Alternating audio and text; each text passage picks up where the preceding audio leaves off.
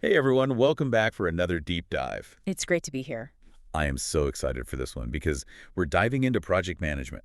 Oh, yeah. And, we could all use a little bit more project management wisdom in our lives. Absolutely. Everyone's got projects going on. Right? Like it doesn't matter if you're, leading a team at work or just trying to, organize your kid's birthday party. Even planning a vacation. Oh my gosh. Yeah. Yes, vacations can be huge projects. Absolutely. They can get out of control. They really can.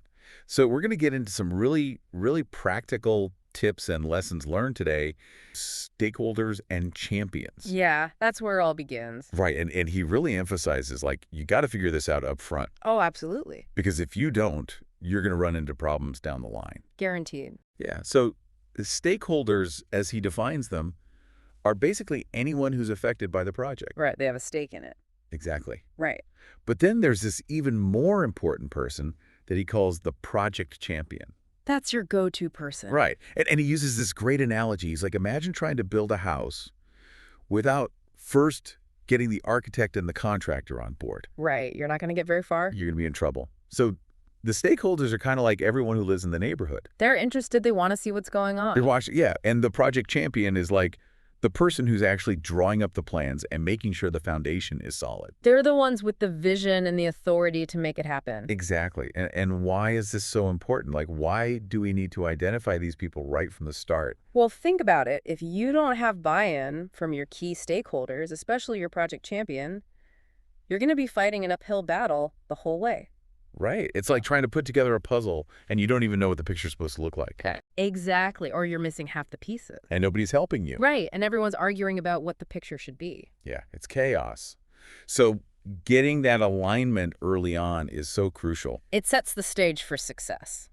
Okay, so we've got our stakeholders, we've got our champion. What's next? And scope document. Oh, the scope document. This is where things start to get really clear. Yeah, and he says to get the project champion sign-off on this document. Oh, that's key. That's huge because it's like a contract. Absolutely. It sets the expectations. It defines the boundaries. Right, it's like, okay, this is what we're doing, this is what we're not doing. And this is how we're going to know when we're done. Exactly, because without that clarity, you get scope creep. Oh, scope creep. The dreaded scope creep.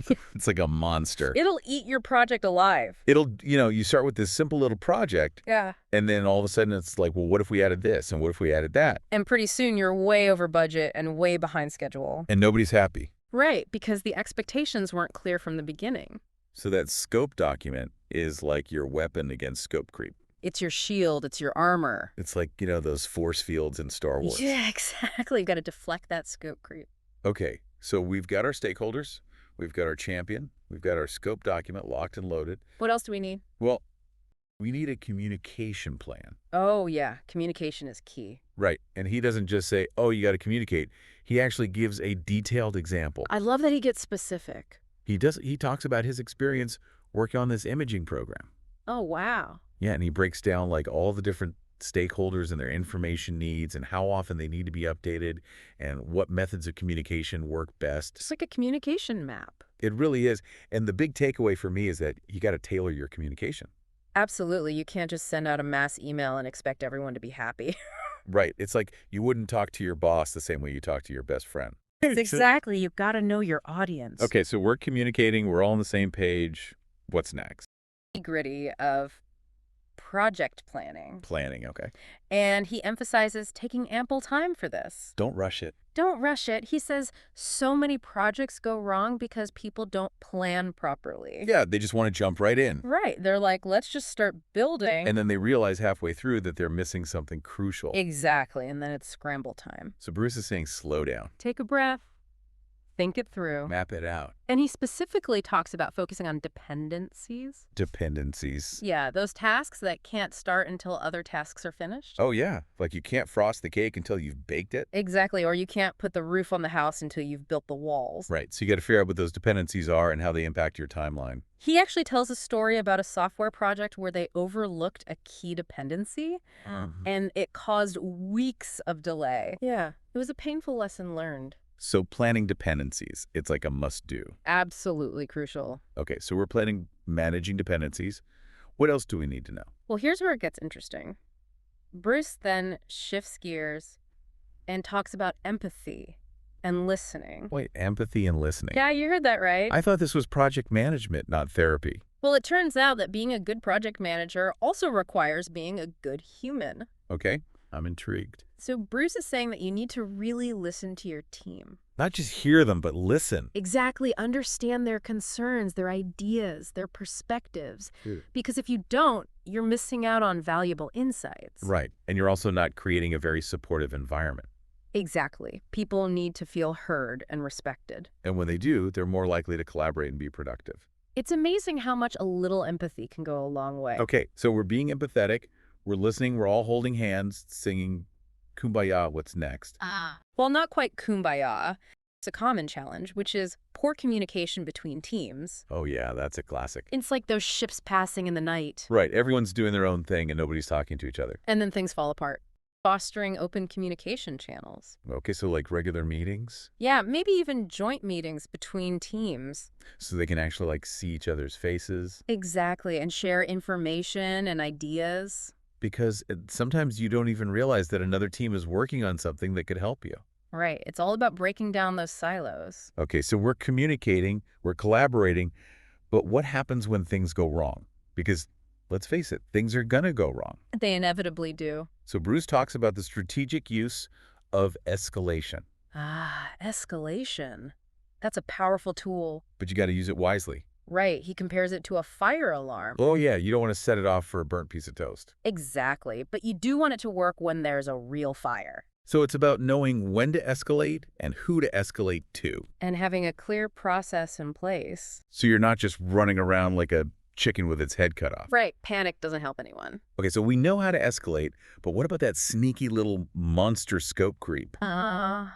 He's always lurking. He's always trying to get in. He's like that extra scoop of ice cream that, you'll regret later. But it looks so good in the moment. So Bruce reminds us to be vigilant against scope creep. Stay strong. He says constantly check back with your scope document. Okay, so like have it tattooed on your arm? Well, maybe not that extreme, but you get the idea. Keep it close. Keep it handy. And don't be afraid to say no. Oh, that's a tough one. It is, but it's essential. Because every time you say yes to something that's not in the scope, You're opening the door for delays and budget overruns. and nobody wants that. Okay, so we're almost at the end of this final piece of advice. He says make sure everything on the project plan has an owner.